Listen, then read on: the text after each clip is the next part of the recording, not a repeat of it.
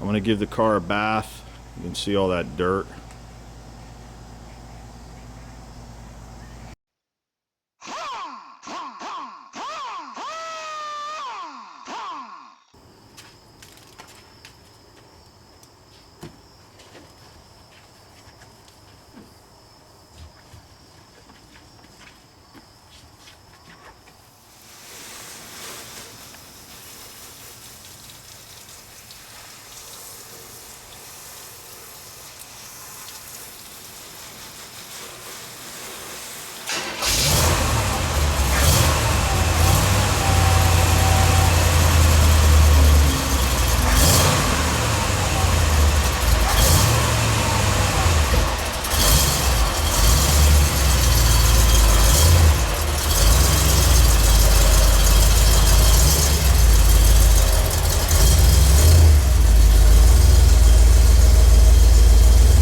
Alright, now we're going to go up front. I've got a coolant leak. I think the recovery tank may have a crack in it. The coolant overflow tank, it's a little white tank that's mounted to the passenger inner side fender. We'll take a peek at that, we'll diagnose it, see what's going on. And the car is a whole lot shinier now. You saw me clean it, so that's cool. Still got a lot of work on the inside. The engine bay still has to be detailed. So let's go take a peek at that coolant overflow.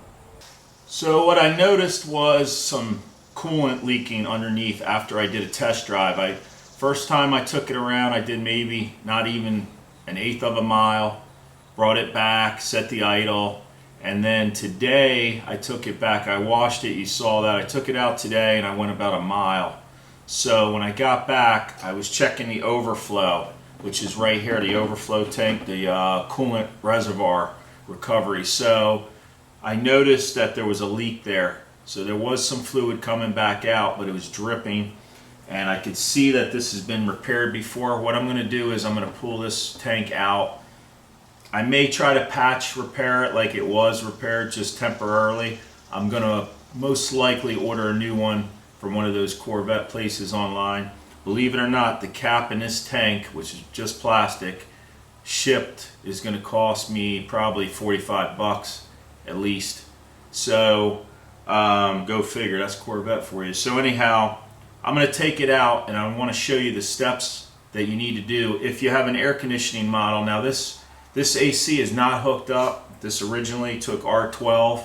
It's been a long time since I worked on anything R12, but there's no condenser up front. Somebody's cut the lines, and I'll show you that. And then in order to get this out, you need to remove a couple of lines to make access here to get this thing up and over. Let me show you. Okay, down in the front, you can see right here where, oops, can't see when I blind you, but down in the front here, you can see where the lines were cut off. There's one there and there's one here, the high and the low. So there's no condenser. We're just looking at the radiator. So there's no Freon in it. I don't have to worry about that. But the compressor is here. Alright, so let me show you what's going on. Here's the recovery tank. You can see all that mouse crap up there and whatever else. And it looks like some Band-Aid thing there. Anyway, this comes from the radiator neck. There's a hose here that comes along and taps right in there. And then this cap here has a, it also has a hose in it. Maybe I'll show it to you later. It's hard to pop off with one hand. But anyway, I've already pulled it to, here it is here. Let's pull this out so you can get an idea of what's going on. Okay, so here's the hose that goes inside right there. So that'll catch the overflow. We'll set that out of the way. And now this tank is held on with 2 screws. So if you go under the, or in the fender well here, and I've already removed them, there's one that goes up here. Hopefully that'll focus. One there, and there's another one over here. Now this one was missing a screw. So got to take those out.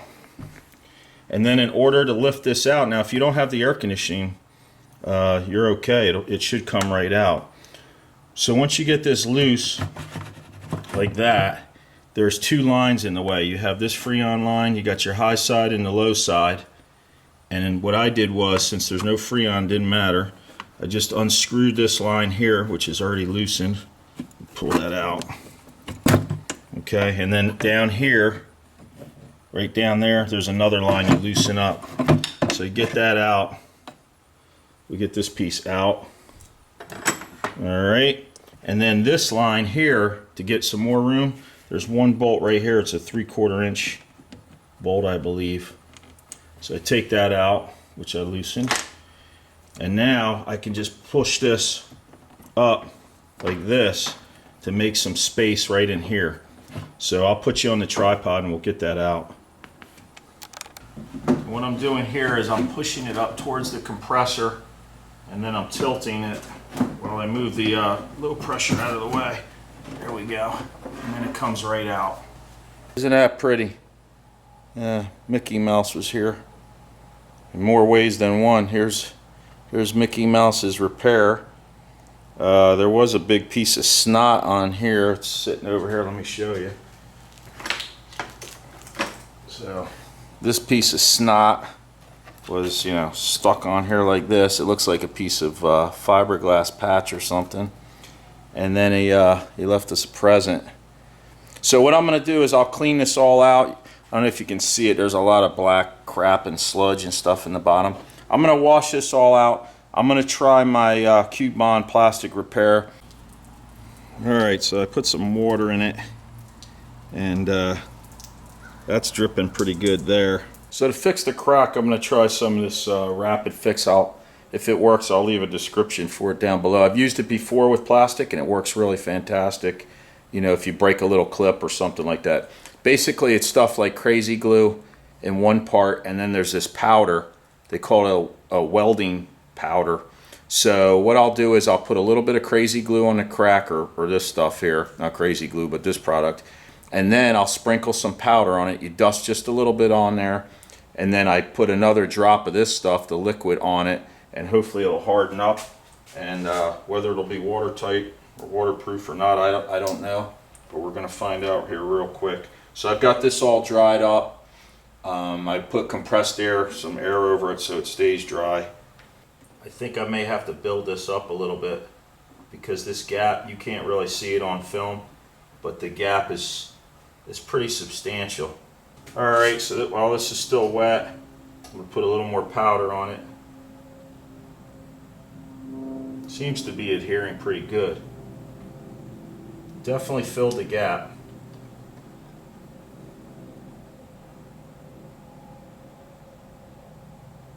Give you a close-up shot of the repair. So it's only been a couple minutes and it's already dry. So you can sand this stuff, drill it, whatever you need to do. But I think it might be okay. Okay, so it's been about 20 minutes to a half hour. I'm going to put some water in it. I got a hose here. This was the area right down here. So we'll put some water in. We'll see what happens. If it leaks, it leaks. If it doesn't, awesome. So you can see what I'm doing.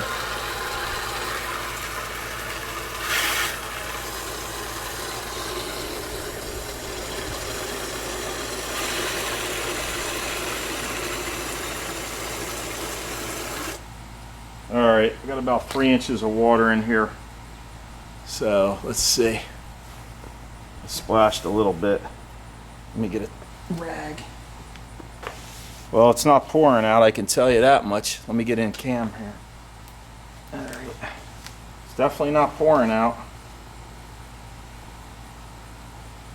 That's pretty good. Right here. I'll let it sit in here for like a half hour, and if it stays dry, guess what? It's going back in. Well, this part definitely passed the test, our little repair, but this one up here, go figure, this thing is failing. So we got to get rid of the rest of Mickey Mouse's band-aids. Look at that. So it looks like somebody put a couple different things of epoxy on. So what I'll do is clean this up, do the same thing. Time for an update. You see it's outside, so let's come on over here. Once I got it running, I adjusted the carb back here. This is the primary.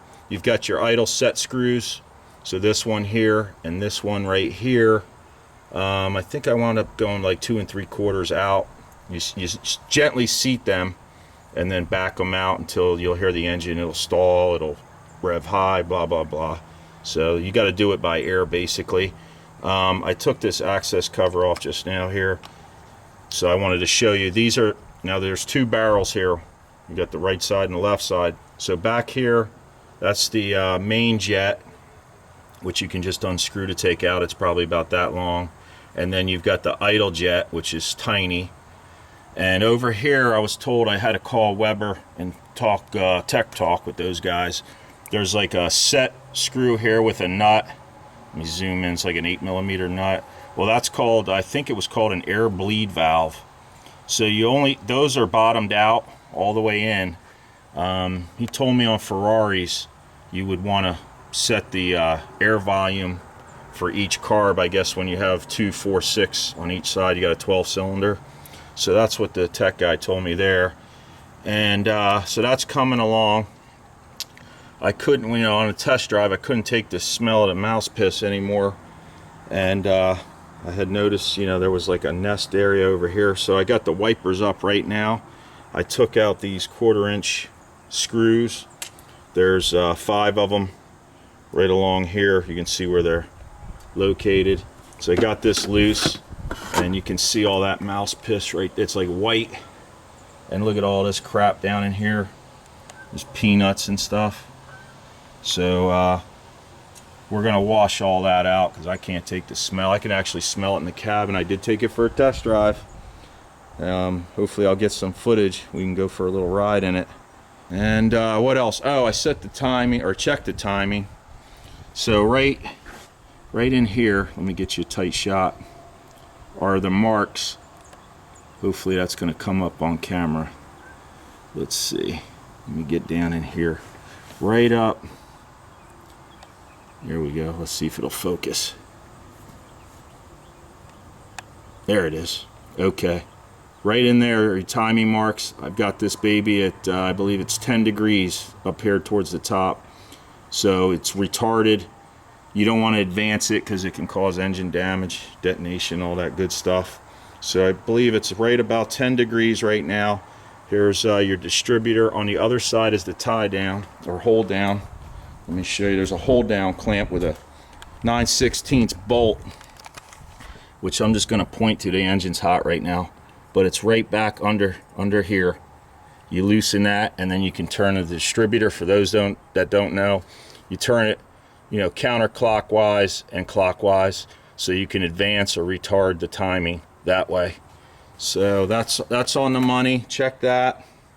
The coolant tank's working good. I showed you guys the repair. It's holding the fluid there. I did have a little seepy seep leak right here at the hose, and I moved the clamp to the proper spot. Hopefully that's going to fix it. I'll keep an eye on it. Otherwise, I'll just replace the overflow hose to the reservoir tank here with a new piece of hose and new clamps if it doesn't hold. Keep an eye on it, because as it flows, it's getting any trapped air out of there. I also checked the fluid in the blower. The blower unit has its own oil for the bearings and stuff. Well, up here is a fill plug. It's a hex. You need an Allen for that. And right down here is actually the fill level, right there. So you take that plug out, and the fluid should just be to the bottom of it. Now, B&M tells you if you want to change the fluid, you got to do it right, you got to remove the blower, tilt the blower, dump the old fluid out, put it back to level, and then fill it with high quality transmission fluid. Automatic transmission fluid's what they're saying. But I checked it and it's topped off. It seems okay. Transmission's shifting good. First, second, third. I think the car has a shift kit in it. Gives a nice, for between first and second, a little chirp. Second to third, you can get it to chirp if you lay into it a little bit. So let me wash all this crap out, literally. And that's today's update.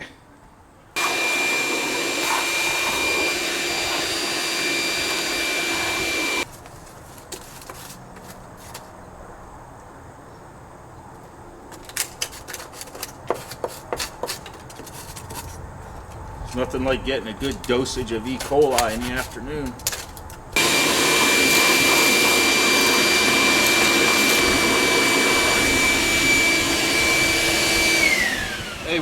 on, come around this way. Come around Is this it way. filming? Yeah, I'm filming. Hi. Come on over. You know what I'm doing? I'm cleaning out mouse poop. This whole thing in here, look up in here. That's some of it that's left. This whole thing was full of mouse doo-doo. That truck needs brakes. When are you going to put the brakes on that truck, Haley? I hope you do it soon. Can you take this hose? What? Can you take this hose over? Oh, yeah. While I unwind it to the shop back. Should I go in front of it? Nope, that's good. Yeah, that's fine. That's plenty right there. Perfect. Thank you. I'm going to wash this out now. You want me to turn around this? Oh. No, don't touch the camera. It's rolling. It's supposed to rain tonight, tomorrow, and stuff.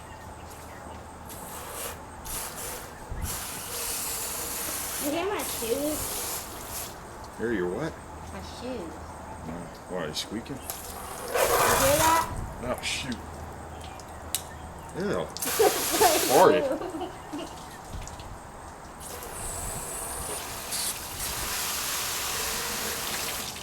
You want to go down the road with me in it? Yeah. For a little ride? All right. Let me get this done and hopefully it'll start okay and everything. I just took it out before you got home. Adjusted the carburetors a little bit.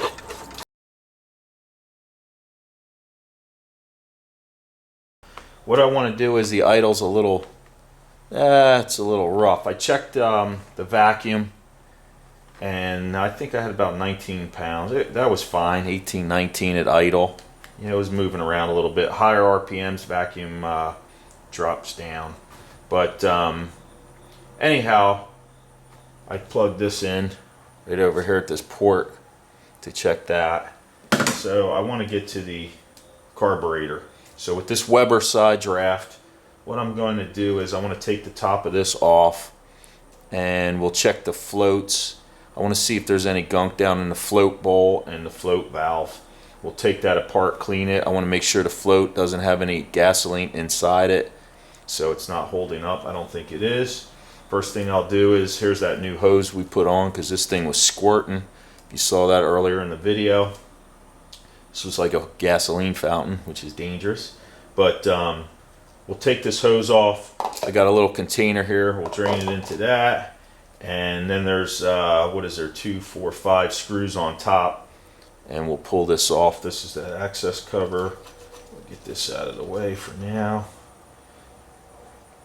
Underneath this bolt here there's a small plastic filter. I've already taken this off and checked and the filter was clean.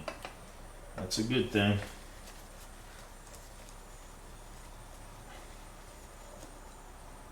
Now the gasket kits for these are relatively common, so you can get those online. And what I'll probably end up doing is having to buy a gasket kit because I'm not sure that this gasket is going to survive the operation here. We'll see when I pull it apart if we can reuse it or not. It doesn't appear to be leaking. This access cover gasket could be replaced though. It's seeping a little bit, nothing crazy.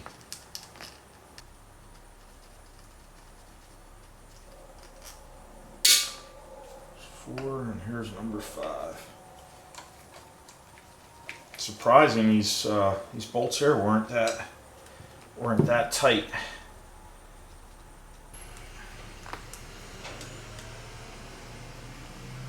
Okay. So all 5 bolts are out there. Give us a little tap. Tappy tap.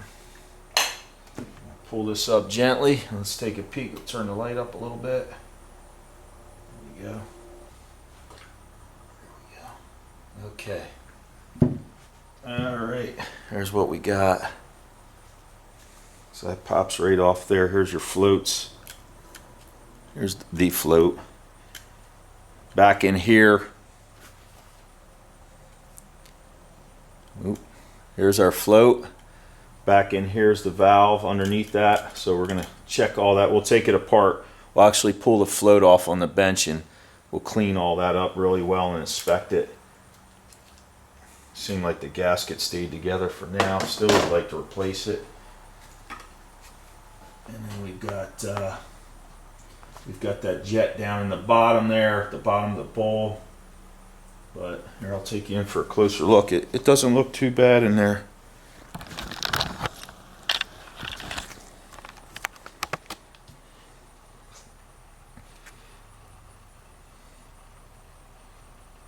You can see it's not too dirty.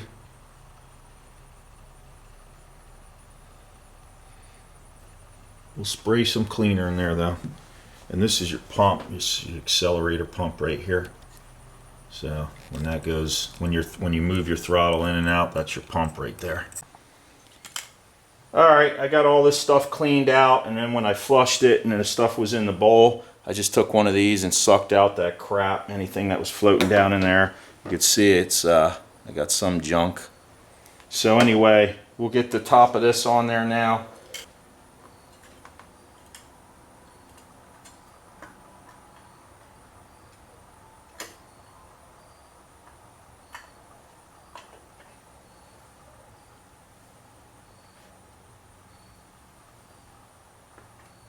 Just making sure the gasket's in place. Looks decent. So what I'm going to do now is, I heard a little bit of ticking on the driver's side here. So I want to check these valves. And you can't get the valve cover off until the side draft comes off the carb.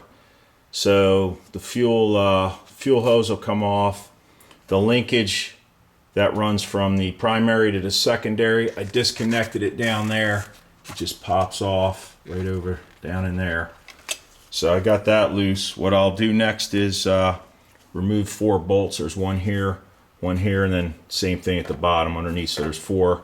And I'll try to keep the linkage together. I don't know if I can. The throttle cable, if I have to, I'll get it out of the way. But I'll take the air cleaner off just with that 1 Allen bolt. All this right here will come out. And if I can swing it out of the way, fine. And then we'll pop the valve cover off. All right, so I want to set the valves, or adjust the valves. So in order to do that, I had to remove the 4 bolts that hold this carb on. So I had to remove the, well, I guess you call it the blower cover, or the plenum that feeds the fuel and air into the blower. So I removed the bolts, and I'll set this over here on the bench. Okay, so that's out. See the butterflies back there. Now with the carburetor out of the way, I can get to the 4 bolts that hold down the valve cover. Got the PCV valve out of the way. Of course, I had to remove the choke cable, the throttle cable here, choke. Back here's the transmission throttle valve cable. So I got that out of the way. To get this off, this is all loose now. I'm going to have to replace the gasket under here. The other carb's just floating, but you have these coolant lines, so I'm trying to keep those intact. Otherwise, I'm going to have to clean up spilled coolant and mess with those hoses. I'm going to try to keep that in place. Hopefully you guys can see this down in here, but I've got the bolts out, and I'm going to start prying on this valve cover. It's probably a little bit stuck. Yeah.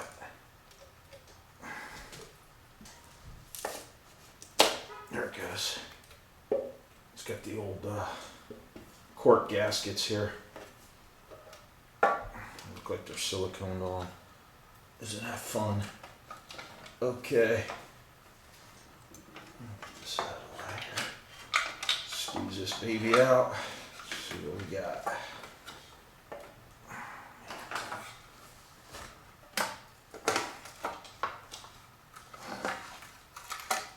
Oh yeah. Well, 3/4 of it stayed. So we'll pry all this crap off. They're real hard and brittle. All right, take you in for a closer peek. So this is #1 cylinder. So what I want to do now is I'm going to get this cylinder, turn the engine over till I get to TDC, top dead center, and then I can check the slack in these here, see what's going on with that. These are roller rockers. And here's the rest of like that gasket. I got to get all this cleaned up. All right, got all these valves adjusted. 5/8 socket right there. There's plenty of videos on how to do that. We're not going to do that on this video today. Got the valve cover over here all prepped, ready to go. Nice and clean. Got this Felpro VS12 869's the gasket set. Cork. They make two different sizes. This is there's two size thicknesses. This is like 3/16 thick, and then they have the 5/16. I think it's two different numbers or letters at the end here. Anyway, I'm gonna pop this baby in now. All right, everything's back together, so I'll give it a few pumps and crank it, and we'll get it started. And I'll check for leaks.